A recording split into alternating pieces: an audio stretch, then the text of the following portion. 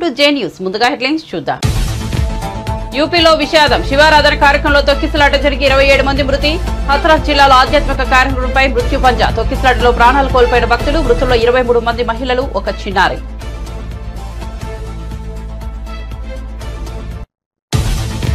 టికెట్లు రేట్లు పెంచాలంటే తెలుగు చిత్ర పరిశ్రమకు సీఎం రేవంత్ రెడ్డి షరతు. సైబర్ నేరాలు, డ్రగ్స్ కట్టడిపై అవగాహన కల్పించాలని సూచన. వీడియోలను థియేటర్లలో ప్రదర్శించాలన్న ముఖ్యమంత్రి. సినిమాలోని షార్ట్స్ తో వీడియోను రూపొందించాలని సూచన. విశాఖ సెంట్రల్ జైలును సందర్శించిన హోంమంత్రి అనిత. పోలీసులు పనిచేయడానికి సరైన వసతులు లేవని, మహిళా పోలీసులు ఇబ్బంది పడుతున్నారని వెల్లడి.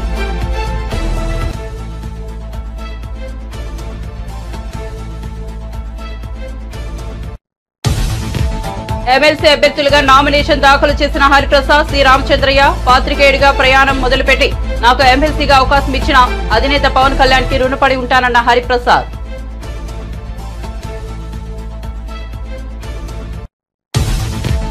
సభను, సభాపతిని గౌరవించాలని సూచించిన ప్రధాని. రాహుల్ ప్రసంగం అవమానకరమని ఆరోపణ. కొత్త సభ్యులు సీనియర్లను అడిగి తెలుసుకోవాలని సూచన.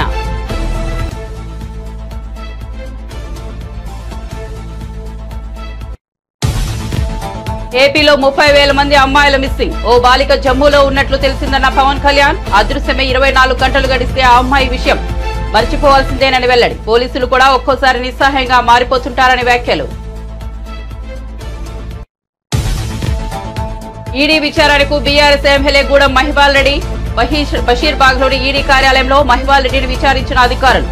స్టేట్మెంట్ రికార్డు అనంతరం ఈడీ ఆఫీస్ నుంచి వెళ్లిపోయిన బీఆర్ఎస్ ఎమ్మెల్యే. ఇటీవల మహిపాల్ రెడ్డి ఇంట్లో ఈడీ అధికారుల సోదాలు. పల్లెలను ఎందుకు గాలికి వదిలేశారు? రేవంత్ సర్కార్ను నిలదీసిన హరీష్ రావు. కాంగ్రెస్ ప్రభుత్వంలో పాలన అస్తవ్యస్తంగా తయారైందన్న సిద్దిపేట ఎమ్మెల్యే.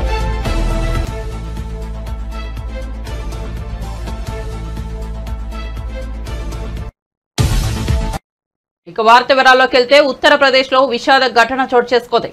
హత్రాస్ జిల్లాలోని రతీబాన్పూర్ లో జరిగిన శివారాధన కార్యక్రమంలో తొక్కిసలాట జరిగి 27 మంది మృత్యువాత పడ్డారు. మృతుల్లో 23 మంది మహిళలు, 3 చిన్నారులు ఉన్నారు. 15 మందికి పైగా గాయపడ్డారు. క్షతగాత్రులను ఏటా ఆసుపత్రికి తరలించారు. కాగా మృతుల సంఖ్య పెరిగే అవకాశం ఉందని అధికార వర్గాలు భావిస్తున్నాయి. ఈ ఘటన గురించి తెలిసిన వెంటనే యూపీ సీఎం యోగి ఆదిత్యనాథ్ అధికారులను అప్రమత్తం చేశారు. వెంటనే సంఘటనా స్థలానికి చేరుకుని సహాయక చర్యలు చేపట్టాలని ఆదేశించారు. గాయపడిన వారు త్వరగా కోలుకోవాలని కోరుకుంటున్నట్లు సీఎం ఆదిత్యనాథ్ ఓ ప్రకటనలో తెలిపారు. క్షతగాత్రులకు మెరుగైన వైద్యం అందేలా చూడాలని అధికారులకు స్పష్టం చేశారు. అంతేకాదు హత్రాస్ ఘటనపై సమాచారం అందిన వెంటనే సీఎం ఆదిత్యనాథ్ 2 మంత్రులను, డీజీపీని సంఘటనా స్థలానికి పంపించారు. ఈ ఘటనపై విచారణ జరిపేందుకు Agra additional DGP, Aligarh police కమిషనర్లతో ఓ కమిటీని నియమించారు. రాష్ట్రంలో ఫ్రెండ్లీ పోలీసింగ్ బాధితులకు మాత్రమే, నేరగాళ్లకు కాదు అని ముఖ్యమంత్రి రేవంత్ రెడ్డి స్పష్టం చేశారు. ప్రజల్లో ఆత్మస్థైర్యం నింపడం తమ ప్రభుత్వం బాధ్యత అని ఆయన పేర్కొన్నారు. కమాండ్ కంట్రోల్ సెంటర్ వద్ద తెలంగాణ యాంటీ నార్కోటిక్స్ బ్యూరోకు సంబంధించి 27 4 wheelers, 40 bikes, Telangana cyber security బ్యూరోకు 14 4 వీలర్స్, 30 బైక్లను ప్రభుత్వం అందజేసింది. ఈ కొత్త వాహనాలను సీఎం రేవంత్ రెడ్డి జెండా ఊపి ప్రారంభించారు.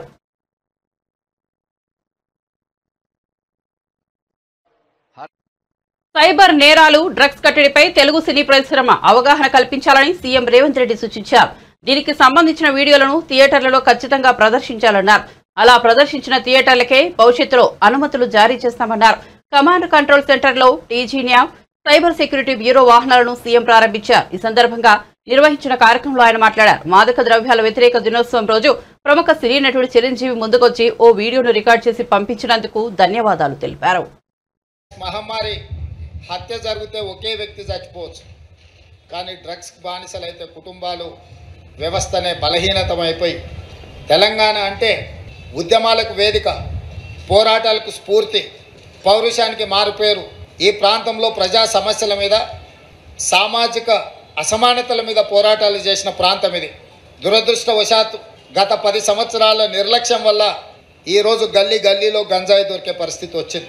ఇవాళ ఎక్కడ చూసినా కాలేజీలలో, ఇతర ప్రాంతాలలో డ్రగ్స్ అనేది విచ్చలవిడిగా ఈరోజు అమ్మే పరిస్థితి వచ్చింది. వీటిని నియంత్రించడానికి సంపూర్ణంగా మా అధికారులకు అధికారం ఇచ్చినాం. అదేవిధంగా సిబ్బందిని కేటాయించినాం. వాళ్ళకు స్ఫూర్తి కలిగే విధంగా మా ప్రభుత్వం వాళ్ళకు అండగా నిలబడుతుంది.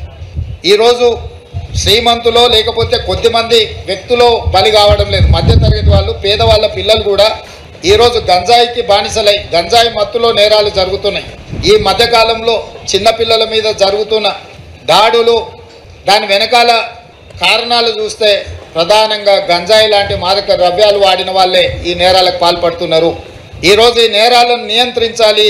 ఈరోజు ఈ వేదిక మీద నుంచి మా అధికారులకు, ముఖ్యంగా మా డీజీపీ గారికి నేను ఆదేశాలు ఇస్తున్నా.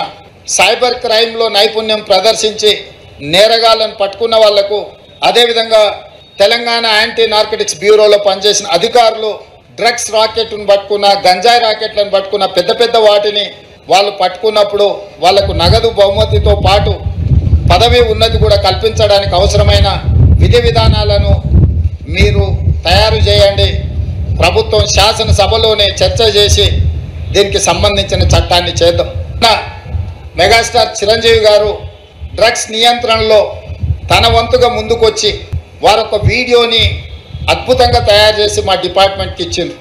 చిరంజీవి గారు లాంటి వాళ్ళు ముందుకొచ్చి తెలంగాణ, ఈ దేశంలో ఉన్న యువత డ్రగ్స్ మహమ్మారిన పడితే జరగబోయే నష్టాన్ని వారే ముందుకొచ్చి ఒక అవేర్నెస్ ప్రోగ్రాంలో వారు భాగస్వాములు అయినందుకు, ఆ విజువల్స్ మా కోసం ఇచ్చినందుకు చిరంజీవి గారిని మనస్ఫూర్తిగా నేను అభినందిస్తున్నా.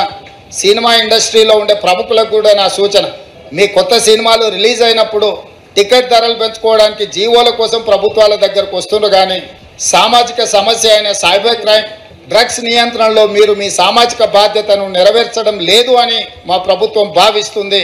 నేను మా అధికారులకు సూచన చేస్తున్నా, రేపు ఎవరైనా కొత్త సినిమా రిలీజ్ అవుతుంది, సినిమా ధరలు పెంచాలి అని ప్రభుత్వం దగ్గరికి అప్లికేషన్ వస్తే వాళ్ళు డ్రగ్స్ నియంత్రణ, సైబర్ క్రైమ్ నియంత్రణలో ఒక అద్భుతమైన వీడియో ఫుటేజ్ను ఆ సినిమాలో ఏ స్టార్స్ ఉన్నారో అదే స్టార్స్తో వాళ్ళు ఒక ప్రోగ్రాం మనకు చేసి ఇవ్వాలి. అది ప్రీ కండిషన్. నేను స్పష్టంగా మా అధికారులకు ఆదేశిస్తున్నాను. ఎంత పెద్దవాళ్ళు ఎవరు వచ్చి మనల్ని రిక్వెస్ట్ చేసినా వాళ్ళు సైబర్ క్రైమ్కు సంబంధించి, డ్రగ్స్ నియంత్రణకు సంబంధించి ఆ సినిమాలో నటించిన తారాగణం, ఆ సినిమా ప్రొడ్యూసర్స్ 1.5-2 minutes నిడివిగల ఈ సమాజాన్ని పట్టి పీడిస్తున్న వీటికి వ్యతిరేకంగా వాళ్ళు మనకు వీడియో విజువల్స్ తీసుకొచ్చి ఇస్తేనే వాళ్ళకి ఏమైనా వెసులుబాటు, సౌలభ్యాలు ఇవ్వాలి. ఎందుకంటే సమాజం నుంచి ఎంతో వాళ్ళు తీసుకుంటున్నారు, సమాజానికి వాళ్ళు కొంతైనా ఇవ్వాలి, అది వాళ్ళ బాధ్యత. AP deputy CM Pawan Kalyan Kakinada జిల్లా కలెక్టరేట్లో వివిధ శాఖల వారీగా సమీక్ష నిర్వహించారు. కాకినాడ జిల్లా కలెక్టరేట్ షణ్మోహన్ సెగిలి, జిల్లా ఎస్పీ సతీష్ కుమార్, పలు శాఖల అధికారులు ఈ సమావేశానికి హాజరయ్యారు. కాకినాడ జిల్లాలో ఉన్న పరిస్థితులను అధికారులు మంత్రి పవన్ కళ్యాణ్ కు వివరించారు. ఈ సమీక్షా సమావేశంలో కాకినాడ జనసేన ఎంపీ తంగెళ్ల ఉదయ్ శ్రీనివాస్, జిల్లాకు చెందిన కూటమి ఎమ్మెల్యేలు నిమ్మకాయల చినరాజప్ప, వనమాడి కొండబాబు, పంతం నానాజీ కూడా పాల్గొన్నారు. ఈ సమావేశంలో పవన్ కళ్యాణ్ మాట్లాడుతూ రాష్ట్రంలో 30,000 మంది అమ్మాయిల ఆచూకీ లేదని, వారు ఎక్కడ ఉన్నారన్నది తెలుసుకోవాలని స్పష్టం చేశారు. ఓ బాలిక జమ్మూలో ఉన్నట్లు తెలిసిందని, 9 నెలల కిందట లవ్ ట్రాప్ తో ఆ అమ్మాయిని అపహరించినట్టు తెలిసిందని వివరించారు.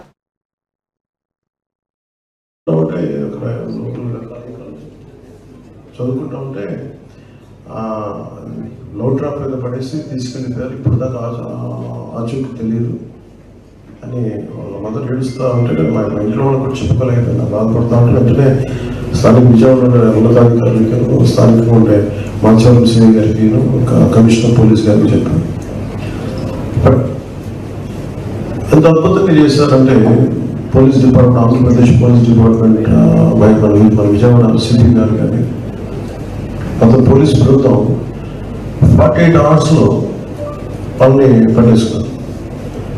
కేరళ పట్టుకొని వెళ్ళారు, బెంగళూరు వెళ్ళారు, స్పెషల్ టీంని పెట్టారు. కేరళ వెళ్ళారు, బెంగళూరు వెళ్ళారు, ఫైనల్గా జమ్మూ అండ్ కాశ్మీర్లో జమ్మూలో ట్రేస్ అవుట్ చేశారు. జమ్మూలో ట్రేస్ అవుట్ చేసి ఈ రోజున వెంటనే మనం ఆ టీం వెళ్ళే లోపు ఈరోజు ఇప్పుడు మన ఆంధ్రప్రదేశ్ పోలీస్ వీళ్ళలో వచ్చేపాటికి బట్ ఇంకా mean Jammu and Kashmir police ఆ అమ్మాయి ఎక్కడున్నా వెళ్ళి పట్టుకుంటే అమ్మాయి ఫోన్ కూడా మార్చేశారంట. ఈ న్యూస్ ఎప్పుడైతే వాళ్ళ మదర్ నాకు ఇది ఇచ్చారో, అంటే ఇట్లా నా దృష్టికి తీసుకొచ్చారో, అది వెంటనే వాళ్ళు అబ్బాయి అలర్ట్ అయిపోయి తీసేశాడు. అమ్మాయిని నన్ను బాగా ఇబ్బంది పెడుతున్నారు, వచ్చేస్తాను అంటే వాళ్ళు అబ్బాయిని కూడా చెప్పింది, విన్నది మీకు భవిష్యత్తు తెలియజేస్తాను, ఇప్పుడున్నావు తెలియజేస్తే కూర్చోబెట్టి మీ చెల్లెలు చంపేస్తారు, బెదిరించారు, భయంగా ఉందంటే వాళ్ళ చెల్లెలు అయ్యా మీరు వచ్చేయండి అంటే పోలీసు వెళ్ళారు. ఇద్దరిని విడివిడిగా పట్టుకొస్తున్నారు. ఇప్పుడు ఇక్కడికి ఏం జరిగింది వెనక కారణాలను వెతుకుతారు. ఇక్కడ మీకు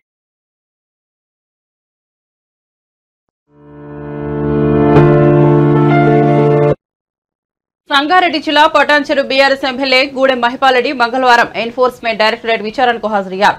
బషీర్బాగ్లోని ఈడీ కార్యాలయంలో మహిపాల్ రెడ్డిని ఈడీ అధికారులు విచారించారు. స్టేట్మెంట్ రికార్డు అనంతరం ఈడీ ఆఫీస్ నుంచి ఆయన వెళ్లిపోయారు. ఇక ఇటీవల మహిపాల్ రెడ్డి ఆయన సోదరుడు గూడెం మధుసూదన్ రెడ్డి వారి బంధువుల ఇంట్లో ఈడీ అధికారులు సోదాలు నిర్వహించిన విషయం తెలిసిందే. మొత్తం 2 రోజుల పాటు ఈ తనిఖీలు కొనసాగాయి.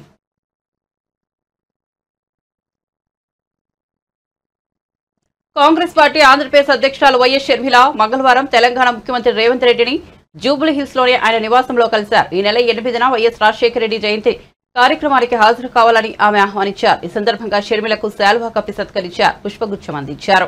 షర్మిల తర్వాత ప్రజాభవన్ లో తెలంగాణ ఉప ముఖ్యమంత్రి మల్లుబట్టి విక్రమార్కను కలిశారు. ఆయనకు కూడా జయంతి కార్యక్రమానికి ఆహ్వానించారు. జూలై 8న విజయవాడలో వైఎస్ఆర్ 75వ జయంతి వేడుకలను నిర్వహించనున్నట్లు షర్మిల తెలిపారు. ఈ వేడుకలకు ఆమె పలువురు తెలంగాణ కాంగ్రెస్ నేతలను ఆహ్వానిస్తున్నారు. మంత్రి పొన్నం ప్రభాకర్ ను కూడా ఆహ్వానించారు.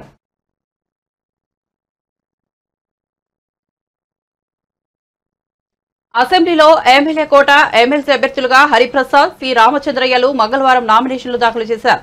అసెంబ్లీ ఎన్నికలకు ముందు ఎమ్మెల్సీలుగా ఉన్న పి రామచంద్రయ్య, షేక్ మహమ్మద్ ఇక్బాల్ వైసీపీకి రాజీనామా చేసి టీడీపీలో చేరారు. దీంతో ఇక్బాల్ ఎమ్మెల్సీ పదవికి రాజీనామా చేయగా రామచంద్రయ్యపై అనర్హత వేటు పడింది. దీంతో ఖాళీ అయిన 2 ఎమ్మెల్సీ స్థానాలకు ఈ నెల 12న ఉప ఎన్నిక జరగనుంది.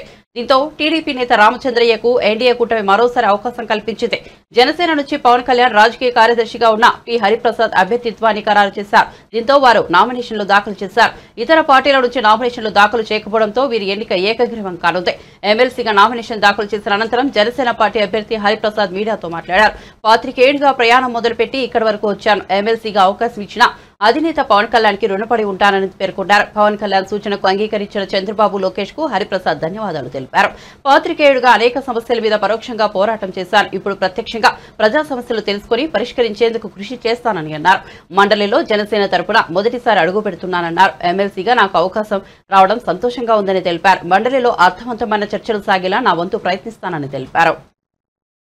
వెన్నిదలుగా నిలిచిన మా నాయకులందరికీ, కార్యకర్తలందరికీ, ప్రేమాభావాలు చూపిస్తున్న ప్రతి ఒక్కరికి హృదయపూర్వక కృతజ్ఞతలు. ఈ ఎమ్మెల్సీ బాధ్యత నా మీద మరింత బరువు బాధ్యతలను పెంచింది. మీ అందరికీ తెలుసు, నేను మీడియా రంగం నుంచి ఇక్కడి వరకు వచ్చాను. ఆంధ్రప్రదేశ్లో కానీ ఇతర ప్రాంతాల్లో కానీ ఎటువంటి సమస్యలు ఉన్నాయి, ప్రజలు ఎటువంటి ప్రాబ్లమ్స్ ఎదుర్కొంటున్నారనేది నాకు ఎంతో కొంత అవగాహన ఉంది. పాత్రికేయుడిగా పరోక్షంగా ఆ సమస్యలు పరిష్కారం చేయడానికి ఎన్నాళ్ళు కృషి చేశాను. ఇప్పుడు ప్రత్యక్షంగా సేవ చేయడానికి ఇది ఒక అవకాశంగా భావిస్తున్నాను. నా వంతు ప్రజలకి మేలు చేయడానికి శక్తి వంచన లేకుండా నా ప్రయత్నం నేను జరుపుతాను. అదేవిధంగా జనసేన పార్టీ పురోభివృద్ధికి, ప్రతి ఒక్క కార్యకర్తను పార్టీని రీచ్ అవుట్ చేయడానికి నా వంతుకు నేను కృషి చేస్తాను.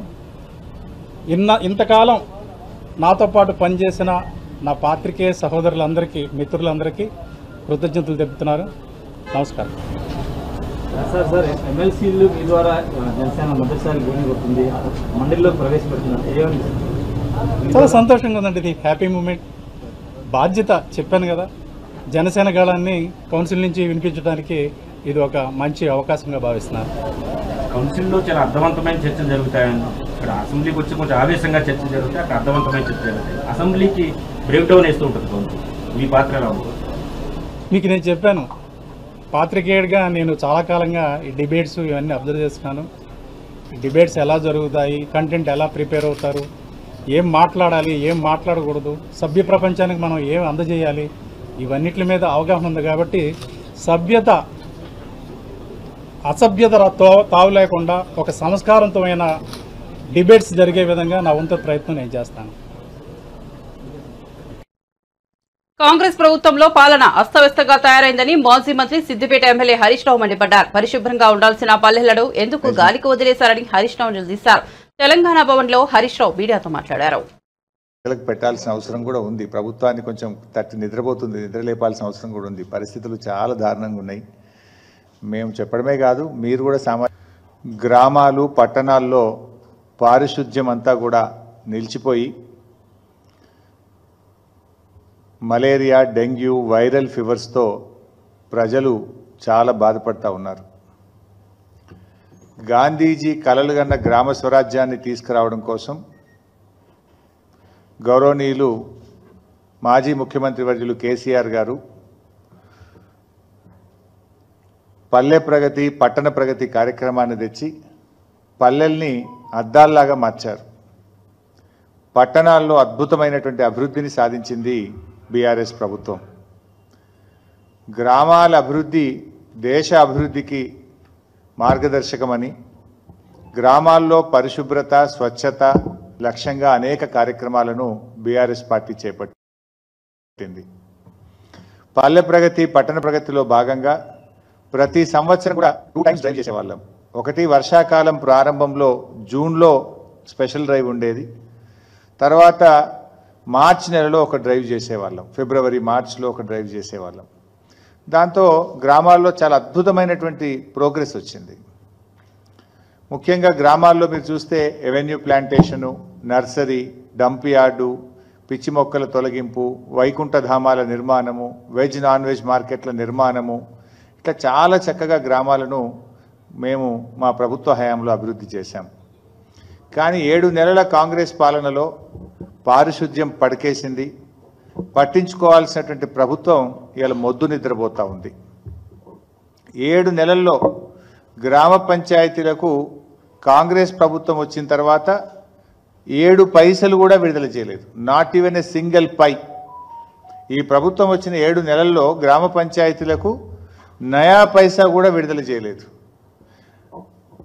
ఆ రోజు కేసీఆర్ గారు ప్రభుత్వం ఉన్నప్పుడు పల్లె ప్రగతి కింద టంచన్ల ఎట్లయితే ఉద్యోగస్తులకు జీతాలు పడ్డాయో ప్రతి పల్లెకు కూడా జనాభా ప్రాతిపదికన నిధులు ఇచ్చాం. పట్టణాలకు నిధులు ఇచ్చాం. ప్రతి నెల పల్లె ప్రగతి, పట్టణ ప్రగతి కింద గ్రామ పంచాయతీలకు, మున్సిపాలిటీకు బీఆర్ఎస్ ప్రభుత్వం నిధులు ఇచ్చేది.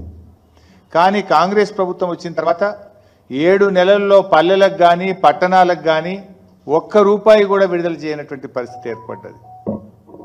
ఆ రోజు బీఆర్ఎస్ ప్రభుత్వ హయాంలో తెలంగాణ పల్లెలు దేశానికి ఆదర్శంగా నిలిచాయి. మనం ఈ దేశంలో ఎక్కడ లేని విధంగా చిన్న కుగ్రామమైనా సరే ప్రతి గ్రామ పంచాయతీకి కూడా tractor, tanker, trolley. Visakha central జైలుని హోంమంత్రి వంగల్పూడి అనిత మంగళవారం సందర్శించారు. అనంతరం హోంమంత్రి మాట్లాడుతూ 5 ఏళ్లలో వ్యవస్థలన్నీ భ్రష్టు పట్టించారని మండిపడ్డారు. పోలీసులు పనిచేయడానికి సరైన వసతులు లేవని, మహిళా పోలీసులు ఇబ్బంది పడుతున్నారని తెలిపారు. పోలీస్ క్వార్టర్స్ శిథిలావస్థలో ఉన్నాయన్నారు. పోలీస్ వెహికల్ ముందు వెళ్తుంటే వెనుక ఉన్నవారు ముక్కు మూసుకోవాల్సిన పరిస్థితి ఉందని అన్నారు. లోపల పరిస్థితులు చూస్తే హృదయ విదారకరమైన పరిస్థితులు ఉన్నాయని చెప్పుకొచ్చారు. మేము గాంజా మీద దృష్టి పెట్టిన తర్వాత ఎస్పెషల్ అసలు ఏం జరుగుతుంది లోపల తెలుసుకుందాం అనే ఉద్దేశంతోనే నేను వెళ్ళడం జరిగింది. అక్కడికి వెళ్ళిన తర్వాత చాలా ఆశ్చర్యకరమైన సంఘటన ఏంటంటే ఈ 5,000 రూపాయలకి 10,000 రూపాయలకి వాళ్ళకి భూములు అంటే వాళ్ళకి గడవక చేసే పనులకి అది నేను కరెక్ట్ అని చెప్పట్లే, అది కూడా తప్పే. కానీ ఎవరైతే మెయిన్ వెండర్స్ ఉన్నారో వాళ్ళేమో బయట దర్జాగా తిరుగుతున్నారు. ఇలా పూట గడవక చేసిన వాళ్ళందరూ కూడా జైల్లో మగ్గిపోతున్నారు. సో ఇటువంటి సిచ్యువేషన్స్ ఒకటి మనం చూసాం. At the same time department వాళ్ళ దగ్గర నుంచి కూడా ఇక్కడ చాలా మందికి అక్కడ మంచి హాస్పిటల్ కి సంబంధించి ఒక మంచి ఫెసిలిటేట్గా ఒక టెస్టింగ్ టూల్ కూడా ఒకటి వీళ్ళు సిఎస్ఆర్ ఫండింగ్ లో తీసుకుని ఖైదీలందరికీ కూడా ల్యాబ్ టెస్ట్లు ఏదైతే ఉన్నాయో అవన్నీ కొంచెం దగ్గర 76 టెస్టులు చేయడానికి వాళ్ళందరికీ కూడా అది కూడా ఈ రోజే నా చేతుల మీదుగా కూడా ఓపెన్ చేయించారు. It's very good sign. నేను కూడా ఏం చెప్పామంటే ఎస్పెషల్లీ రూల్ బుక్ లో కూడా ఉంటుంది మనకి డీ అడిక్షన్ సెంటర్స్ అన్నవి ఏదైతే ఉన్నాయో ఈ డీ అడిక్షన్ సెంటర్స్ మనం బయట ఉన్న వాళ్ళకి డీ అడిక్షన్ సెంటర్స్ మనకి కేజీహెచ్ లో కానీ మన మెంటల్ హాస్పిటల్లో కానీ ఎక్కడైనా మనం ఉంటున్నాం ఒకటి ఎత్తు చూసాం. కానీ ఇక్కడ హాస్పిటల్ ఫెసిలిటీ ఉంది. ఇక్కడ కనుక మనకు ఒక 20 బెడెడో 30 బెడెడో కనుక ఇన్ పేషెంట్ల కింద ఇక్కడే ఇచ్చి హాస్పిటల్లో డాక్టర్స్ ని కనుక కంపల్సరీగా ప్రొవైడ్ చేస్తే లోపల చాలా మంది గంజాయికి అడిక్ట్ అయిపోయి ఆ గంజాయి ఎక్కడి నుంచి వస్తుందో వాళ్ళు ఎదురు చూడటం, కొంతమంది ఈ విజిటర్స్ దగ్గరకు వచ్చినప్పుడు ఆ గంజాయి ప్యాకెట్స్ ఇసరటం, కొంతమంది ఏమో వాల్ దగ్గర నుంచి ఇసరటం, అంటే రకరకాల విన్యాసాలు చేస్తుంటారు. అలాంటివన్నీ అరికట్టాలి అనుకుంటే లోపలే ఒక addiction centre, de addiction centre అన్నది డెఫినెట్ గా మనం రన్ చేసుకుంటే బాగుంటుందన్న ప్రతిపాదన కూడా ఉంది. దీన్ని కూడా మనం ఒకసారి లీగల్ గా అడ్వైస్ తీసుకుని అది ఎలా చేస్తే బాగుంటుందని దాని మీద కూడా ఒక దృష్టి పెట్టడం జరుగుతుంది. అది కూడా జరిగింది.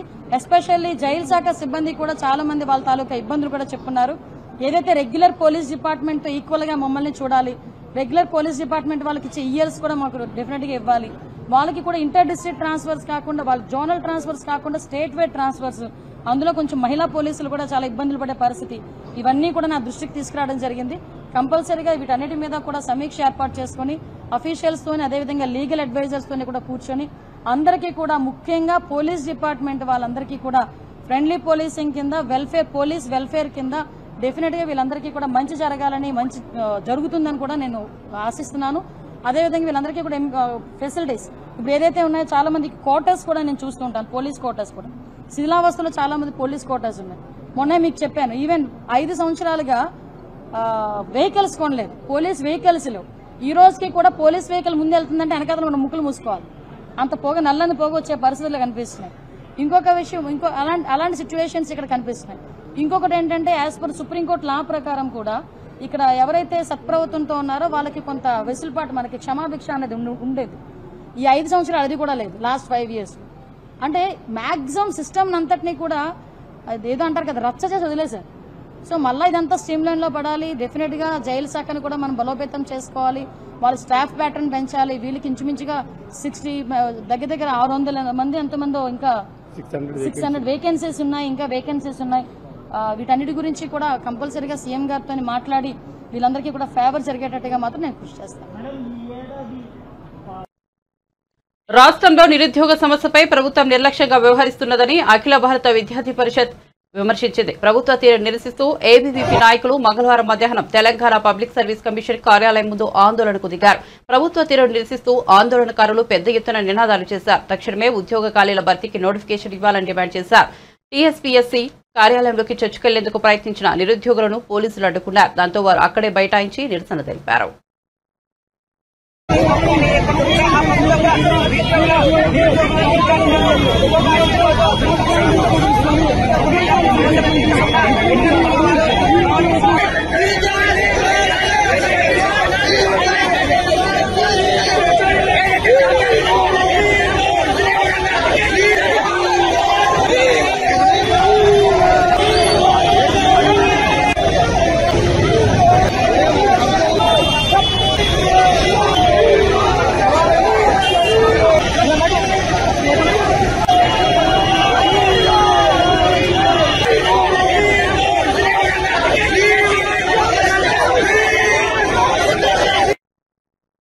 పార్లమెంట్లో అడుగుపెట్టిన కొత్త సభ్యులు సభా మర్యాదను, గౌరవాన్ని కాపాడాలని ప్రధాని నరేంద్ర మోదీ సూచించారు. నియమ నిబంధనల విషయంలో సందేహాలను సీనియర్లను అడిగి నివృత్తి చేసుకోవాలని చెప్పారు. అంతేకాని రాహుల్ గాంధీలా ప్రవర్తించవద్దని సూచించారు.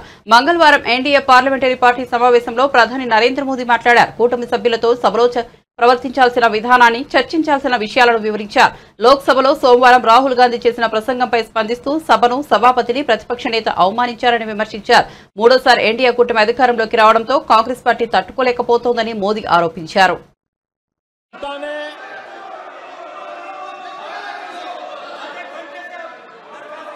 दुनिया के सबसे बड़े चुनाव अभियान में जनता ने हमें चुना है और आदरणीय सभापति जी, मैं कुछ लोगों की पीड़ा समझ सकता हूं कि लगातार झूठ चलाने के बावजूद भी उनका घोर पराजय हुआ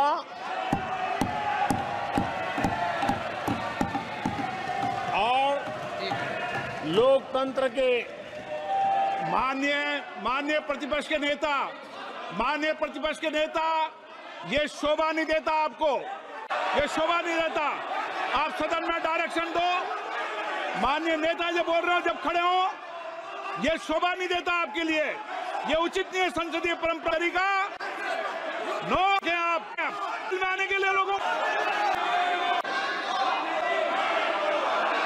आदरणीय देश की सेवा करने का मौका दिया है।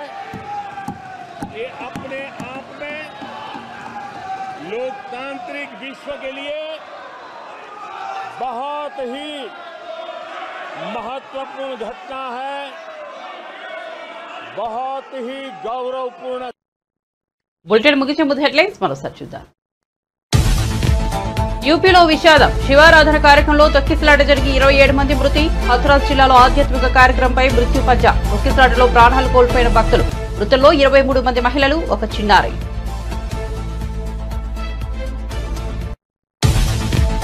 టికెట్ల రేట్లు పెంచాలంటే తెలుగు చిత్ర పరిశ్రమకు సీఎం రేవంత్ రెడ్డి షరతు. సైబర్ నేరాలు, డ్రగ్స్ కట్టడిపై అవగాహన కల్పించాలని సూచన. వీడియోలను థియేటర్లలో ప్రదర్శించాలన్న ముఖ్యమంత్రి. సినిమాలోని స్టార్స్ తో వీడియోను రూపొందించాలని సూచన. విశాఖ సెంట్రల్ జైలును సందర్శించిన హోంమంత్రి అనిత. పోలీసులు పనిచేయడానికి సరైన వసతులు లేవని, మహిళా పోలీసులు ఇబ్బంది పడుతున్నారని వెల్లడి.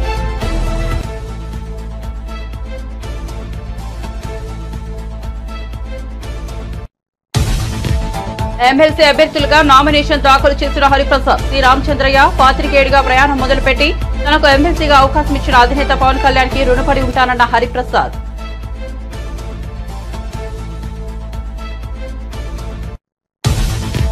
సభను సభాపతిని గౌరవించాలని సూచించిన ప్రధాని. రాహుల్ ప్రసంగం అవమానకరమైన ఆరోపణ. కొత్త సభ్యులు సీనియర్లను అడిగి తెలుసుకోవాలని సూచన.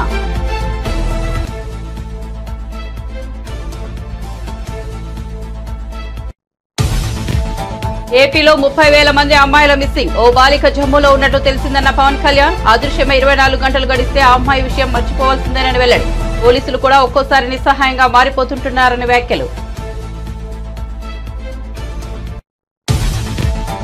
ఈడీ విచారణకు బీఆర్ఎస్ ఎమ్మెల్యే గూడెం మహిపాల్ రెడ్డి. బషీర్బాగ్ లోని ఈడీ కార్యాలయంలో మహిపాల్ రెడ్డిని విచారించిన అధికారులు. స్టేట్మెంట్ రికార్డు అనంతరం ఈడీ ఆఫీస్ నుంచి వెళ్లిపోయిన బీఆర్ఎస్ ఎమ్మెల్యే. ఇటీవల మహిపాల్ రెడ్డి ఇంట్లో ఈడీ అధికారుల సోదాలు.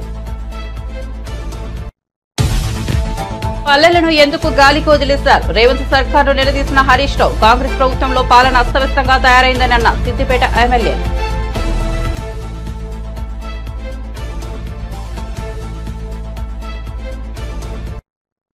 మరిన్ని అప్డేట్స్ కోసం చూస్తూనే ఉండండి జే న్యూస్.